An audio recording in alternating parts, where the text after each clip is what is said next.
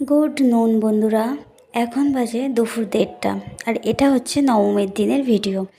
নবমীর দিন বাড়িতে কোনো রকম তাড়াহুড়ো করে মাতা রানীকে ভোগ সবাই মিলে জোগাড় করে দিয়ে আমরা সবাই বেরিয়ে গেলাম কলকাতার উদ্দেশ্যে। দেখতেই পাচ্ছ হসপিটালে রয়েছে। আমার বড় পিসির ছেলের হঠাৎ করে অ্যাক্সিডেন্ট হয়ে যায় পঞ্চমীর দিন, তাই এই বছর পুজোটা আমাদের একদমই আরও খারাপ গেছে। তো দেখতেই পাচ্ছ আমরা রাস্তায় রয়েছি, কলকাতায় হসপিটালে ভর্তি। তারপর বাড়ি ফেরার পথে এই রেস্টুরেন্টে ঢুকেছিলাম, কারণ আমরা কেউ একটু ঠিকমতো বাড়ির থেকে কিছু খেয়ে যায়নি। বাচ্চারা প্রচণ্ড খ্যান করছিল, তো তাই জন্য এই কফি শপে ঢুকে আমরা কিন্তু এখান দিয়ে একটু কফি খেয়েছিলাম আর একটু পকোড়া টাইপের কিছু খেয়েছিলাম, সবই নিরামিষ ছিল। তো দেখো এখানে বাচ্চারা, ওরা তো আর বোঝে না, ওরা একটু খেলাধুলা করছিল, সেটাই তোমাদের সাথে শেয়ার করলাম।